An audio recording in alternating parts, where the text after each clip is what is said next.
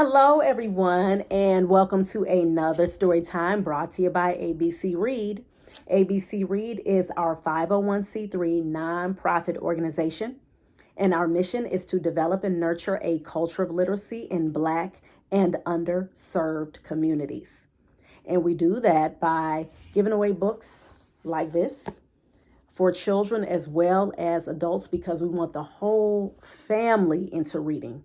All right, we want to get back to our African ancestry, get back to our African roots, and making sure that we are placing high value on literacy. So we give away new and gently used books, all right? And we do this by way of course, donations as well as grant money, all right? And if you are interested in seeing, first of all, what it is that we do, go to our website, abcread.org, so you can check out the books, examples of different books, our reading events, our healthy foods that we have given away to our residents in the city of Cleveland. Okay, so there we have it. And of course, again, this book right here, if you have not already checked out the first 4 chapters, please make sure you go back and read those 4 chapters, okay? Because this book right here, it is just getting juicier and juicier by the second, y'all. Okay. Remember, JD, he's the main character. And what issue is he having?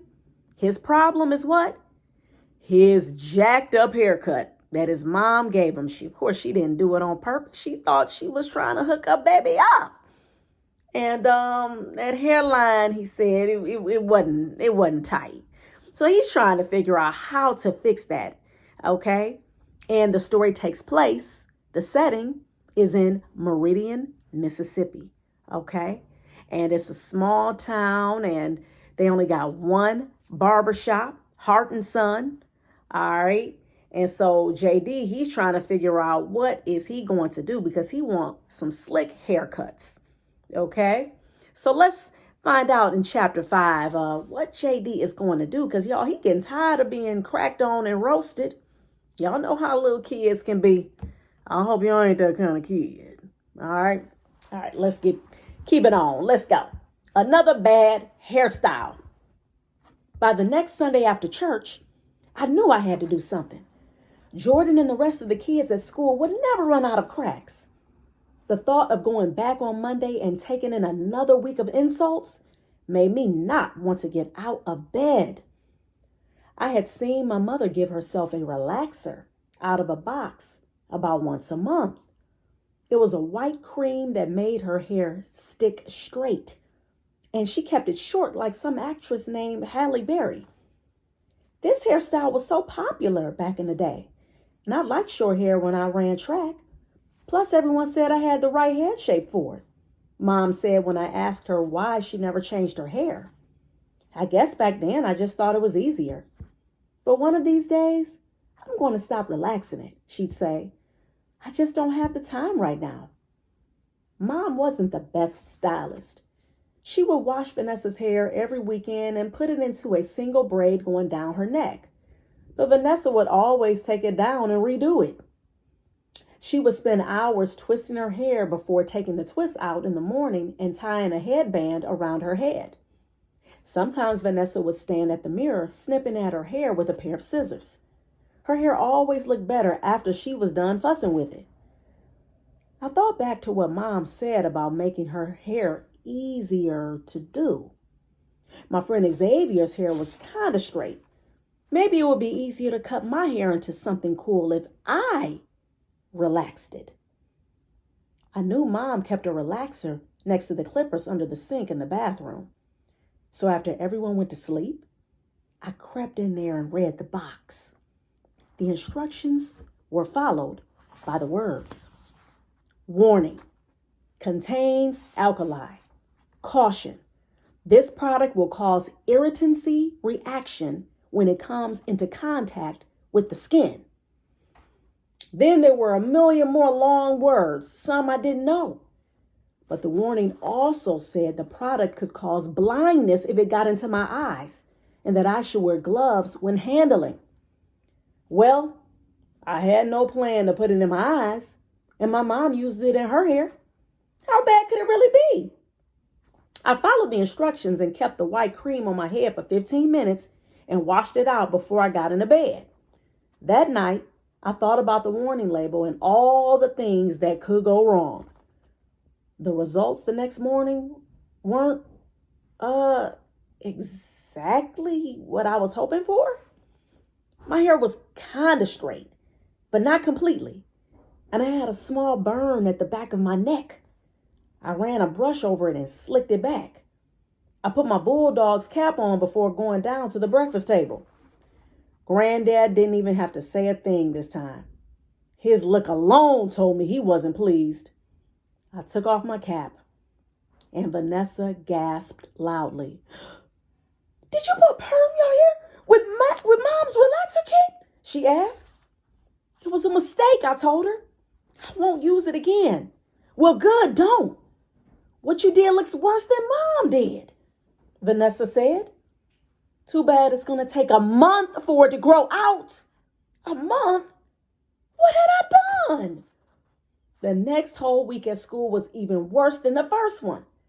During lunch, to take my mind off my hair, I pulled out my sketchbook.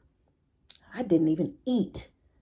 I just turned my head away from my friends and put it down on the table as I completed my latest masterpiece, Thanos, turning all the kids who had made fun of my hair into dust. You know, my parents showed me a video called Thriller over the weekend, Jessica told me as she sipped from a fruit juice box. "You look like that singer in it." "Yeah, your hair looks fried," Xavier said. I couldn't even think of anything to say back to them, so I kept my head down and finished my drawing. The only happy memory I had from the first 2 weeks of third grade was seeing Miss Scott every morning in reading class. She worked at a beauty counter inside JCPenney for her second job, and she looked different every day. When I used to visit my granddad at the mall before he retired, I always asked him to take me by her counter so I can get sprayed with cologne. When Miss Scott saw how bad my hair looked, she let me keep my hat on during the whole class. The teasing continued at Bible study, at football practice, and even at home with Vanessa. The last straw was when I was forced to sing at choir on Sunday with my head exposed, standing there looking ridiculous, clapping and swaying in front of the whole congregation with my semi-straight hair. I couldn't take it anymore. I had to do something about my hair. Woo! My goodness, what I tell y'all? I'm telling you, I really am enjoying this book. I love the way that it is written. I mean, it is so relatable. And then with the whole notion of him putting the perm kit in his hair, now that right there, poor JD. I don't know. I'm one of them kind of kids who, when I was a kid, I loved to laugh and crack jokes. So I'm quite sure I would have got a couple of jokes in on JD. Oh, what about y'all? Would y'all have cracked on little Poe JD? But he definitely deserves our sympathy, and I really, really hope that he finds the hairstyle that is going to best suit him so he does not have to keep feeling embarrassed when he goes to school. All right, y'all. Well, I hope you all join me again for the next chapter, y'all. Chapter 6. Make some predictions. What do you all think that JD is going to do to his hair? Okay, he's seeing that the relaxer ain't working. Okay, he like, all right, folks telling him he looking like Michael Jackson from the video Thriller. It's crazy, y'all. So, but anywho, I hope that you all, again, you all are enjoying this book. And this does count as your reading as well. So get that reading in, y'all. Y'all can get that 30 minutes a day in. Just listen to 3 of these videos, all right? That's going to equal to about 30, even more. Okay. And you're going to be enjoying it at the same time. All right. Make sure you get your 30 minutes of reading in. Make sure you subscribe. Make sure you like. Make sure you share. Make sure you subscribe to both the channels, Reading is Freedom as well as ABC Read. And check us out, our website, abcread.org. I'm Miss Seisha.